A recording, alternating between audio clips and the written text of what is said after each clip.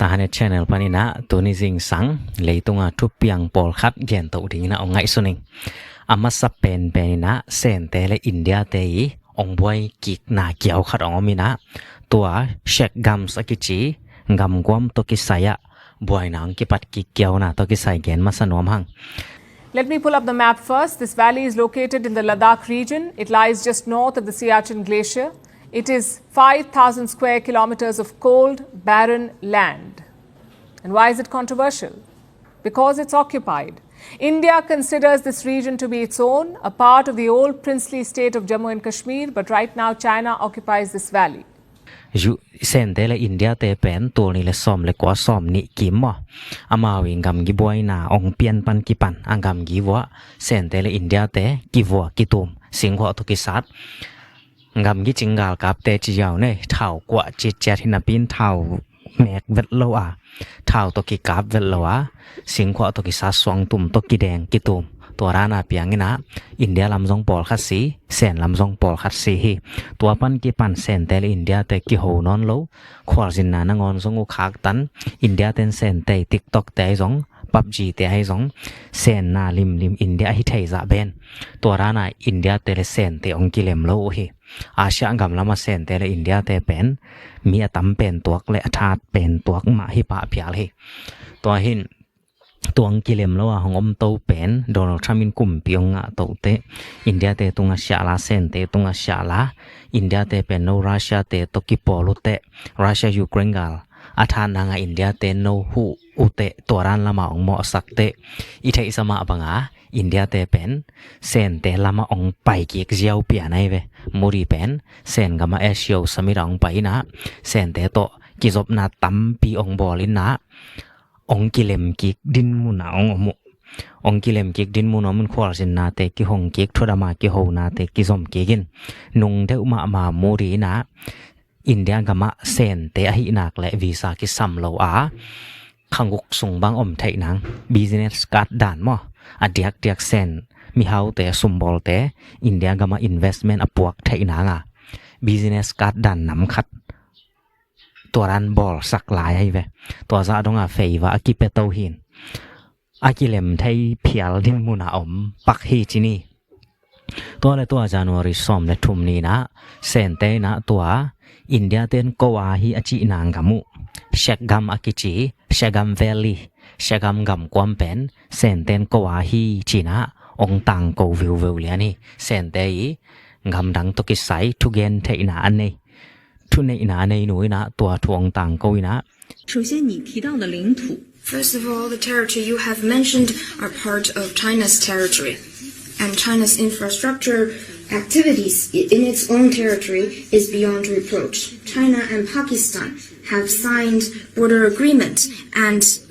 determined the border between the two countries since the 1960s. These are rights of China and Pakistan as sovereign states. ตัวเหรียญเป็นอินเดียแต่ลุงกิมเวทเราเหอินเดียลำเตซงอินตัวเซนเตและปากีสถานเตทุกิมนายพิอาลซง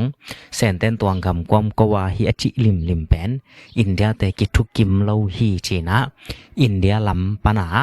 ทุเกนเทอินอันในเตซงอินน่าทุกกิเลียนฮีตัวองเปียงดันเป็นเซนเตและอินเดียเตกิโฮวินกาลไว้ของกิตองอินกินอคาจิอมโลตัวเชกัมเวลีอาเซนเตนกว่าฮีจีไอจางอามาวี development activity จีน่ะขันโตนังน่ะเซบนาแต่เซมตาเย็นเตนะตัวเชกัมเวลียมีจงปอลขัดนมดิงจิแลงขันโตนังไม่ลักสักใจจงมาเต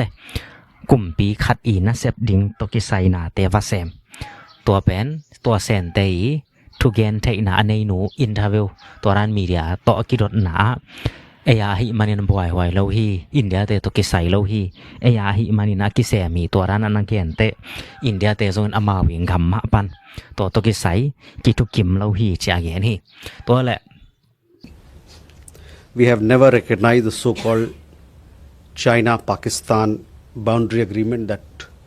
happened in 1963. We have consistently maintained that the agreement is illegal and invalid. We have consistently protested with the Chinese side against attempts to alter the ground reality in Shaksgam Valley. We further reserve the right to take necessary measures to safeguard our interests. Shagam Valley atang thu atom chigin gen jaw le hang India le Pakistan te kiro zel na zong hi channel pan gen zel kini manin atomin gen le hang India le Pakistan te ngam gi vai boy na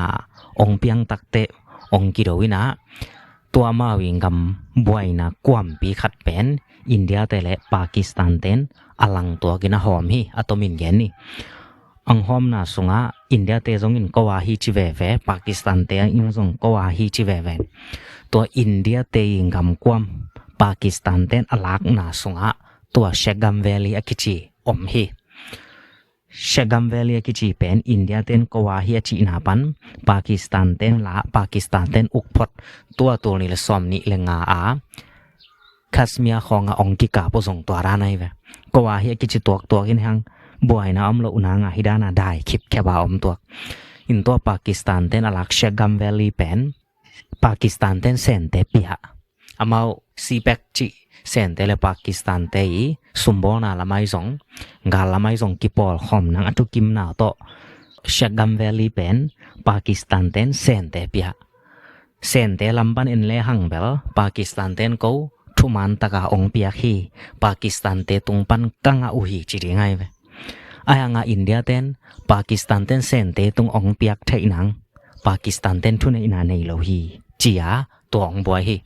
gen te na mi kharina mi pa khari cycle nguring to cycle nguk pen angu ai te athua ama ai porai ve mo thuman lo en loading in aman avangu ai te athua ama aman guina mi khat kya nga waswak mi khat kya zwak te mi kharin lei alei tak te achil lai pana cycle anei pa le to cycle alei pa nguk alei pa ongki mu takte anei achil lai nei pan hi ke cycle hi che alei pan la ken mi kyang pana ka le hi sum ka pai to ka le hi che boy na piang e mo to ran lian Shagam pen Pakistan ten India te tung pana athua thuman lowa lai na sen te tunga pia sen te mu na pana la ko Pakistan te to thumana kang au hi che India ten la Pakistan a zo hi to rana ong pai hi na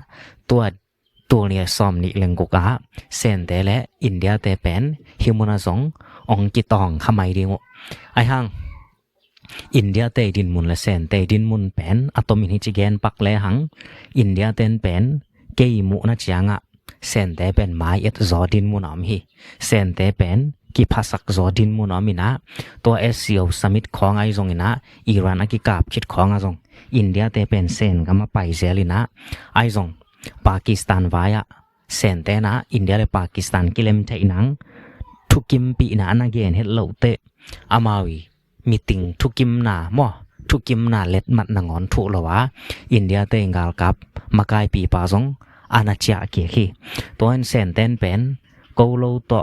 hi thei ke nu te chi hiam toy ke le no lo to ko hi thei ung chi hiam to ran khara kilian saka om gi goina athu in kilem nang han chiam nuam hi level hi thei boy na om lo thing in ki kem thaya ai zong ina India te to kilem nuam la bang zel khat ve la khoi zel to rana hi teng tong ina sen te zong bang ong chi ding hiam ki gen thei lo hi Imagine how ludicrous this is. Pakistan themselves have no legal claim over this valley, yet they handed it over to China. Sort of like a double illegal occupation. That's why India never recognized this agreement. New Delhi says it is illegal and void, which brings us to the next question. Sen te pen India te to kilem ke lim le amai superpower pen to za pia lung wan hoi lo hi China continues to provoke India with border and territory claims. First, we had the Arunachal Pradesh incident. An Indian citizen from the state was detained in Shanghai because China claims Arunachal as their own. Azen zanin US te Japan ki pol bel zong to za pia boy hoi lon nai tak lo hi Japan pen gam neu khat chileng ki khial lo phialina Korea khong zong gam neu khat chileng ki khial lo phial hi ai zong India te lung ke vet ding in hi sen te to ki pol nong kan US ten bang za ta na ong zo tho ai phial zong che mai ne US to si le si ki pol ding sen to khan ton tong kin wak ding to danin ong khen tat vel lian hi level sen anok zo ding pen Asia angam sunga อินเดียเบกมาอมพิลฮี population ไอซงกำเล็ดนายซงไม่ละมาซงพิลนาละมาซงอินเดียขังโตเลอินเจนตัวรันดินมุนอมฮีนะเซนเตลอินเดียเตยลุงซิมนบโลหนังเป็นเซนเตลำปันองปันินะตัวเชกัมเวลีตกิไซตัวนี้เลสอมนี่เลงกุกะอามาวีทุดามากิจบนาบวยนะองเปียนเทนังสวากีไอซงมูรีนะ US เตโตกิจบเป็นบางเลเปียงเทเกยอินเดียเตจิทดาอามาอีนี่ตูเตสุงนางอนไอซงอามากัมเวงกันีดาเม็กซิโกเตตุงนางอนไอซงนะซาโมการันตีกำจำเปโซโลหมอกไอเตเซนเตตกิตอดโลลำดิงมาเข็นตัดไมนิงเอจิเลเบลเชกัมเวลีตกิสายาอินเดียเตองเปานอนโลดิงาเซนเตนเป็นทูโซองกิสมามาดิงฮีจีนะตัวอามาไซนะอินเดียและเซนเตเชกัมเวลีตกิไซบอยนาเนวจิคัดตัวเกนมาซาเฮียงตัวไล่ตักเป็น US เตกำแวงเลียนอมกันีราเตเปียมปะมักกานีเซนกำองจินไล่ตักฮีนะ The question is, what can Carney give up in order to convince China to relax its tariffs on Canadian agricultural and some seafood products as well? Well, probably cannot give up the tariff on Chinese EVs. That looks to be, at this point, a non-starter from the Canadian side because if we were to make any movement on this, we would no longer have the same tariff level that the United States applies to Chinese EVs and parts for EVs. มักกานีเป็นเซนกามาหอยคมขรองตามดิงเฮเซนกามาอับเดียกอไปนาเป็นสุมบอลนาลำและเลยตุงกรอบเบลพีสเลยตุงอได้นาอมเทนังแซมคอมดิงจีลุงกุลนาโตมักกานีเซนกามงซินีตัวมักกานีเป็นตัวนี้และสอมนี้เลงุกจางนะอาเซียนมออาเซียนกิปอลนาสงอาซงกะกิลุดนวมฮีกะลุดนวมมุฮีเชียเกนปาฮี US เตโตหมอตบอลนาไว้ความเอากิตองวยนะองกิเลมโลตักเตมักกานินเป็นนิวปัดนะเลยตุงบุบะนิวปัดนะกิปอลปีทักซอนดิงฮีเชียองเข็นตัดฮีนะอาเซียนซัมมิตตัวนี้แหละซ้อมนี่แหละงากิบอลมาเลเซียสองอามาหงไปฮีอินมาเลเซียกิมูนาเลียนะสองอามานาเกนีนะไม้กุมเป็นฟิลิปปินส์เตอินเตกเซปดิงหุนไอเตอาเซียนะกันีราเตซงองลุดสักเทดิงฮีกะลุดนวมฮีเชียเกนีอาเซียนจีเป็น Association of Southeast Asian Nation ฮีนะอาชิตองอาเซียงำเต็งกิปอลนะฮีอาเซียนี่สวงนะขังลำเต็งกิปอลนะฮีนะอัทัวมักกานีเป็นนิตุมกะไม่จังอ่ะองรุดเทโลดิงฮีอายังตัวอาเซียนสงะอาเซียนี่สวงนางกะไม่โลหางฮีนะเกาหลีเตญี่ปุ่นเตเซนเตโตอาเซียน +1 ตัวรานะไม่เตกิปอลนะกิปอลตัวฮีนะตัวสงะสงมักกานีนะลุดดิงอ่ะอัทัวagain คิดสาฮีตัวมักกานินเป็นอาเซียกำลำเป็นองโฟกัสมาไม่นะอาเซียกำลำเตตุกิจบนางอามาลงซิมอมฮีจีเป็นมาเลเซียองควอลสินนาจงปันกิมุขินีตุนเซนกำมาองไปแล้วอหิมานินะเซนเตตุเป็นสุมบอนาลำมาฮีทรงอินะกิปอลขบนางไว้ตั้มปีองหอมคดิงฮี So that would be a problem and very likely would antagonize Donald Trump. We know that he has targeted Canada's and Ontario's auto sector in the past before. He would like to see all those jobs that we have in places like Windsor, in Brampton, in Oakville. He'd like to see those jobs brought back to the United States in the auto sector, even though we've had this essentially a free trade with the United States in automobiles since the Auto Pact was signed way back in 1965. ไอซงเซนเต็นอังเงถูคารมินะ US เตโตนักกิปอลเต็นตันนาว US จีบังน้ำมันนาว US เต็นเซนเตะคักตันนาเต็นคักตันปีนาวเซนเตยแม่นังมาเต US เตไม้เนนาวตัวนักสุขชัดเข้มเปวูตัวนักเขียบเดียงกิสัมฮีจินแกนฮีจินกิแกนี่นะตัวมักกานินอภิยักโซอาเละเซนเตเลกันีดาเตองกิปอลไทยกิกเปียนดิงฮีอีเกนสมาบังอินะหัวไว้กัมปานีฟองดาปายอัตนูกันีดางกามองกิมัดเหรียญปันกิปันเซนเตเลกันีดาเตอีทุรามากิจบนาอากิเสจิบเพียลฮีนะกันีดาเปียมบาซงเซนกามาจินโลโซกุมกว่าพักฮินีตัวกันีดาเตมาเซนกามาองไปนะตัวกิเลมไทยนางองบอลตัวฮีกิเลมไทยนางองบอลอาองโลจินเลเบล US อีแลกนาเป็น ตอมจิกขัดเกียมดีงาไอส่งกิเลมเทลวังจะเลเบลยูเอซีกวาโซนาเป็นเลเวลทักองขังตัวดิงฮีจีน่าตัวไลตะกา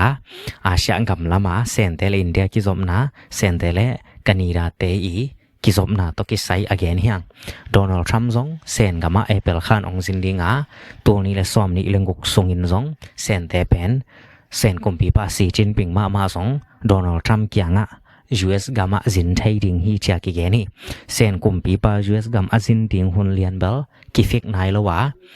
โดนัลด์ทรัมป์เป็นให้และเซนกามาเอเปิลค่ะจางอินะองจินดิงฮีจีเป็นอากิกอนฟาร์มขินทูฮีตัวกิกาลสงะทุลำดังลัวอภิยังเกยเลมวะตัวขัดตัวลายตะกินะอามาวิเลยตุงากำท่าเตย diplomaticsทุดามากิจบนาปลายเตยนาเซบนาตกิไซแกนนวมเฮียงJanuary ข้าสอมเลลีนีเป็น US เตย Vice President ป้า Jerry Vance อหิซงอินะ US เตย State Secretary Marco Rubio เตนอหิซงอินะ Washington DC ตัว Greenland ไว้ทุกิกุบนานาบอลริงโอหิทุกิกุบนาบอลริงจีจังอินะ Greenland เตย Foreign Minister อหิซงอินะ Greenland กับอาอุกอันเนเดนมาร์กเตย Foreign Minister เตยซงองไปดิงWashington DC Greenland หลักดิ่งไว้ลิมตะกินกิคุมดิ่งโอเฮตัวกิคุมนาสงะทุดามาองไปเทียองกิทุกิมเทยแหละ US เตน Greenland เป็นถ้าต่างฮัดนาตัวหลักโกลาวดิ่งGreenland กับมา US เตนอเดยองตังตรงข้ามไหมดิ่งเฮไอซง Greenland กับมา US เตนอเดยตังตรงดิ่งเฮียมจีเป็นทุกสปีขัดให้จีจ่าเรGreenland เป็นท่าแนวมาชินเนี่ยมีซองอเวกเปียวมเข้มเปอุซงตัวสอมงาและตัวสังอีของเบกอมนามุนตัวสมันมุนากาลกับจีซงอมโล US เตงกาลพอลขัดอมขินตัวเป็นเดงมักเตนะก่อนทูลไหลเดงมักจีซงนิดางามินท่านหางาตัวไม่มินท่านนาเป็นกิจานอนขอโลจีเนมไอจีอมจิบปอลหิน US เตอาริอาเกนทำตากโลหิไอหางานี่ตู้สุงากิปอลเตจัดฮิเสียจางาตอมจิกขัดนี่ตู้สุงาบวยนาอมคักดิงจูสเตนเดอิลวะฮิมานินะทุดามาตัวซ้อมเลลีเนียกิมุปีตัวกิมุปีมาหุนเลียนจานวริข้าซ้อมเลทุมนี้นะเดงมักเตเลกรีนแลนด์เตนะ press conference มั้งตัวมีเดียทุกอย่างเขียนนะกิโหนานั่นนี่นะกรีนแลนด์เต FM นูอินบังนั่นแกนเฮียมจีเล่กรีนแลนด์เตนะUS เตเลเดงมักเตขัดเตองกิเตลสักทีแหละ Greenland เตเดงมักเตลสดิงมอ US เตลสดิงขัดเปเตลโลพามองกิเตลสักทีแหละ We choose เดงมักเตลำกเตลสดิงโอฮีจีนะตัว Greenland เต PM โนเนลสันตัวนุยนะ January ข้าซ้อมและทุ่มนี้เนี่ยนะแกนี่อินตัวซ้อมและนี้ลีนี้องกิมุนาเบลกอยด้านองเข็นตัดดิ่งจีอสอดแล้วน้องเกทัยเจ้าดิ่งฮีโดนัลด์ทรัมป์เป็นสอบเวยทุดามาลักดิ่งไอเกย์เพียเลยสองทุกเขาว่าลักดิ่งเป็นกูเรดีฮีองกรีนแลนด์เป็นกีฬาเวดิ่งฮียูสเตนอิลักเกย์และเซนเตและรัสเซียเตนลาดิ่งฮีจีเลียนต่อมัน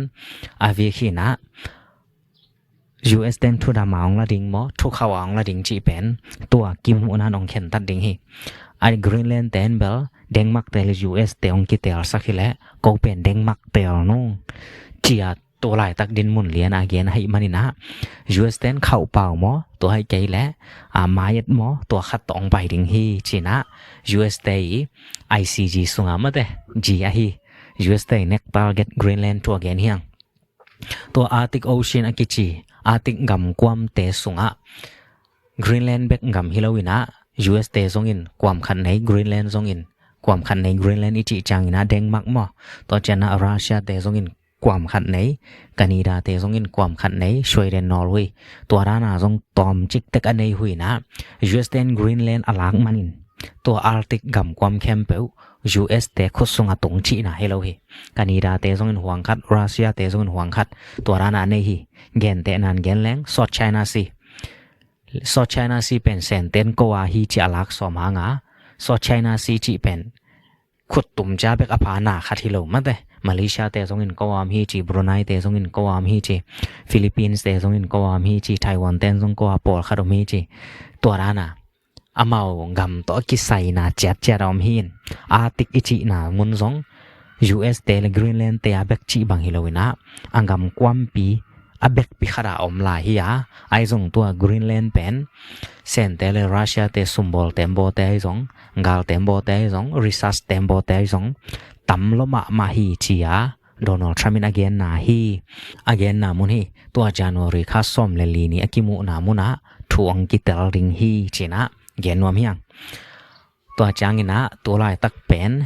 Donald Trump ina mon rurok thing to pi sakina Europe lamai zong Middle East lamai zong Asia lamai zong tampi ama hu na piang na le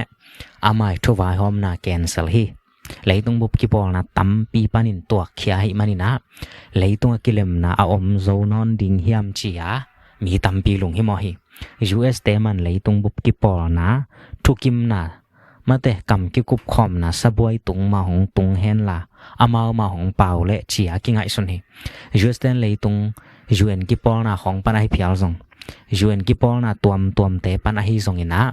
leitung WHO hong panai zong ina hu na piang na wal fut lam hong pan ong pai khia hi le leitung pen ngai na bang non lo ding hi chia ki ngai sun hi UN ki pol na tuam hong pan ong pai khia hi le leitung a uk na bulu te hai phial zong ina khat ngok thuni na jang nom te zong to te pen ong tha sem ding in amau mo saka again ding amau condemnation a peding kwa mam non lo ding in gam campaign ama ud dan chat a ong pai to ding to kilung hi mo hi to an US ten hi Europe gam lam nu shat ding han cham chang ina Europe te na joy military force china Europe te ki pol na min to gal kap thahat na nak pia po phat ding han cham hi atom pen gal kap teng khat pe ma to ni le som ni leng kuk sunga nei zo di na gel na ne yo hi ki pol na gal kap chi chang na gam campaign belama wi gal kap chat nei ma hi Germany te bang hi le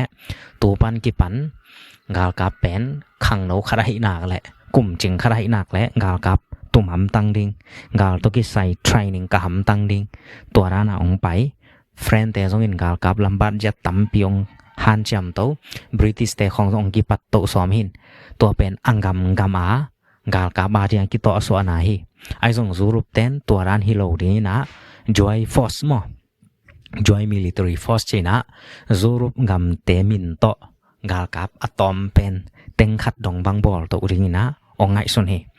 in to gal kap teng khat bong bol to ding asom na pen adiak ina US te ko lu khu noya om zo non lo hi te US te tunga depends mo ikingak ten tan na akiam thei nang le Europe te thahat nang chi ngai sun na ong nei na hi Europe te pen ase kai hi zoi ve bang hang hiam chi le US muanga to om chi pe ma pen gam khat pe mi muanga mi do le pen vai sa hi ta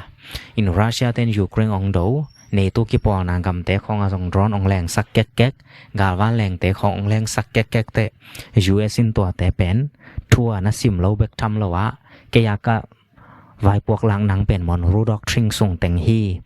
North America le South America kwa mi chi lian te European US ten anusia lamong kilang phial ta chini mo tuang kilat tak te tun pen Europe ten military force joy force teng khat tongina job be ding na nei zon hang to lai tak ong ki pan hi Russia anan nang ma hi China again nom hiang gal pi thum nai ki phial zong in leitung super power sen le US khong azen zen in ong ki tai na khadom lian le Russian pen Europe gam pen kap lian ding chi pen ki mu hin sen te le US akido nai lo na US le sen akido nai lo nangona zong Russian akap kek hin Russia yi next funds mo tua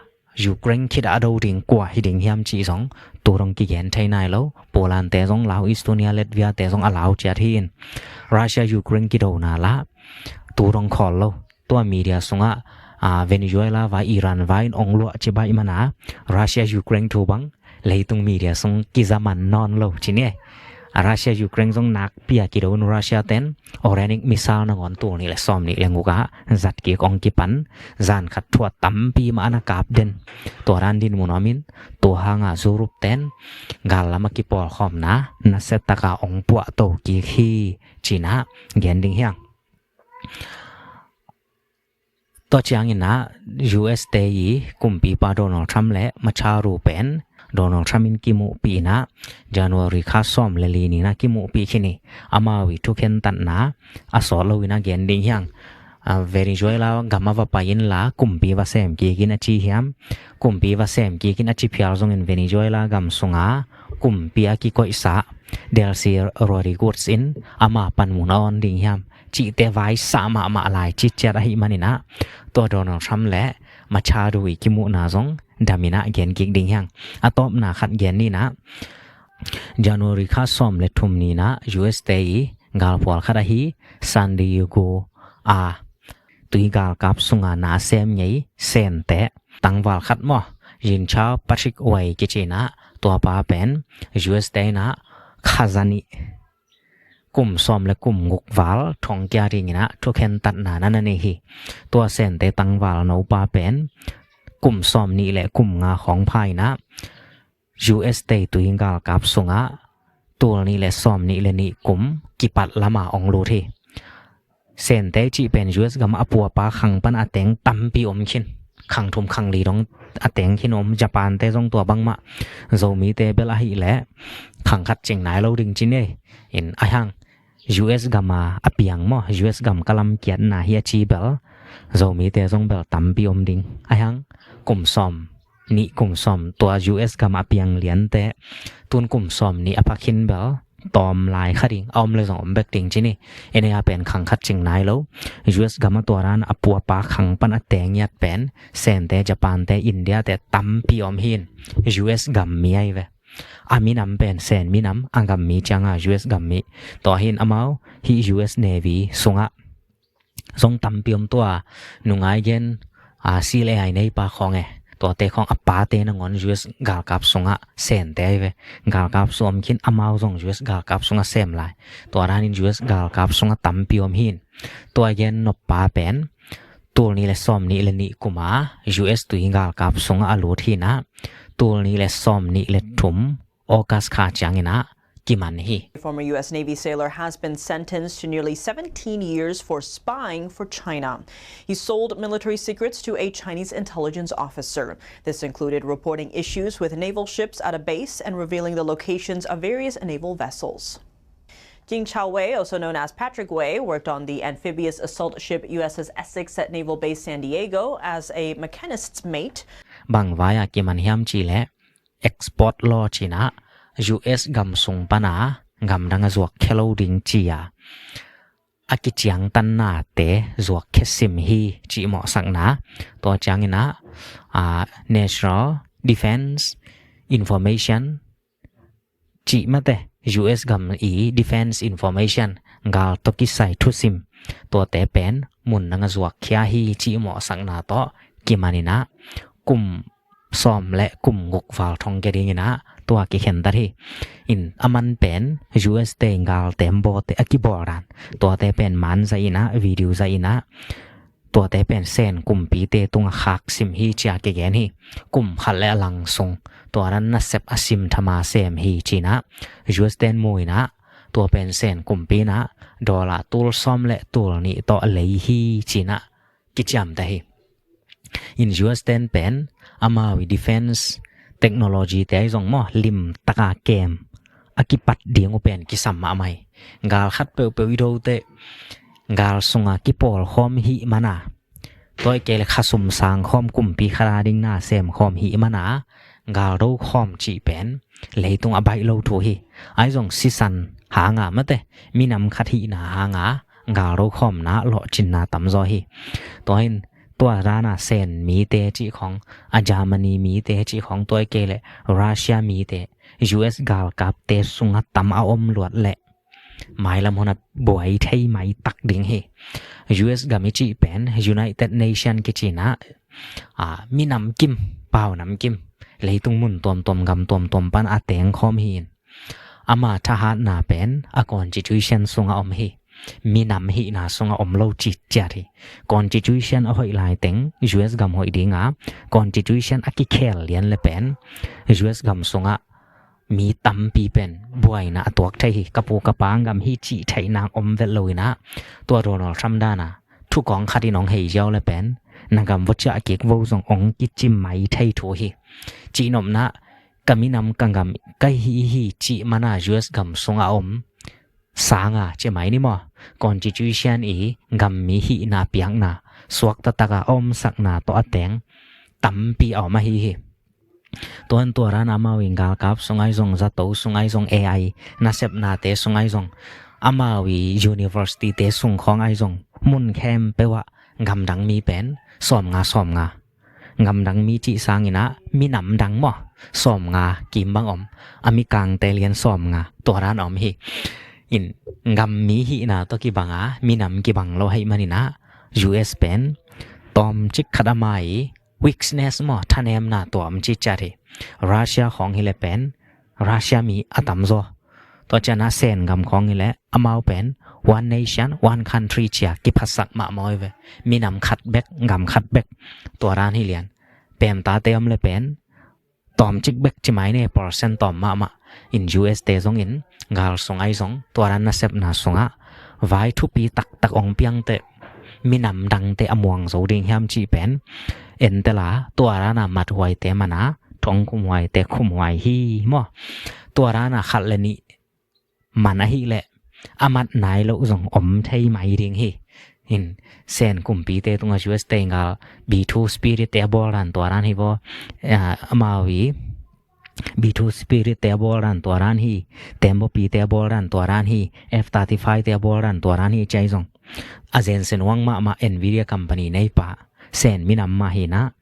ตัวปาซงอินโดนัลด์ทรัมป์อินวีเดียชิปแต่เซนก็มาคักเตอัตุซิมินมั้งอังมองคุยนสิงคโปร์กำตอนอินเซนก็มาจวกเว่ฮีจีจ่าดงอากิเกนชาหิน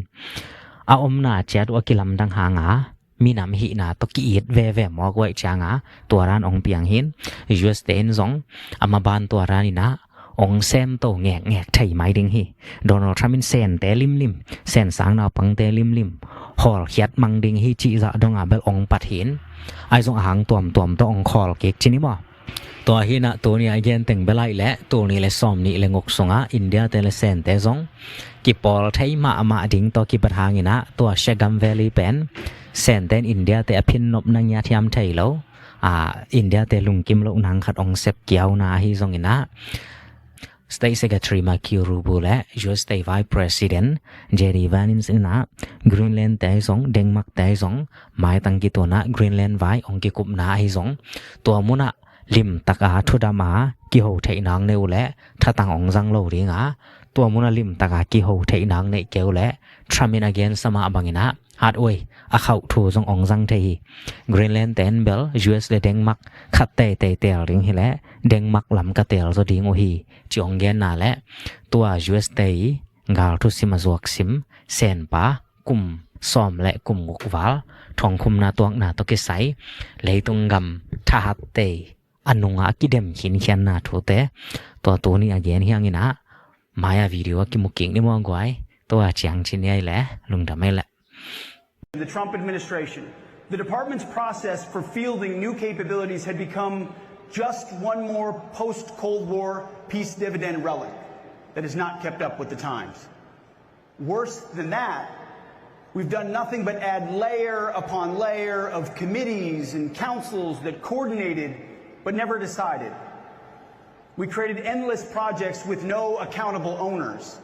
We have high churn with little progress and few outputs. Now imagine how ludicrous this is. Pakistan themselves have no legal claim over this valley, yet they handed it over to China. Sort of like a double illegal occupation. That's why India never recognized this agreement. New Delhi says it is illegal and void, which brings us to the next question. What does this mean for the India-China reset? Well, the timing is interesting. Yesterday, a delegation of the Chinese Communist Party was in New Delhi. They visited the BJP headquarters in the capital. As you know, the BJP is Prime Minister Narendra Modi's party. It leads the ruling alliance in India. The Communist Party from China, the delegation, held talks with the BJP's leaders. They discussed ways to improve dialogue. And this was a significant move because the last such meeting was held in 2009. Now, as of now, we do have a border deal in place, but the situation is anything but normal. Despite that, the reset is moving forward. Reports say India is considering a big concession. India may open up government contracts to Chinese companies, that too after a gap of 5 years. If true, it shows that India is committed to the reset. While many commentators have praised the app's purpose, others criticized its name, especially the reference to death. There have been reports suggesting the company will change the app's name in China following pushback. The app's growing popularity highlights a loneliness epidemic across China, one that continues to deepen.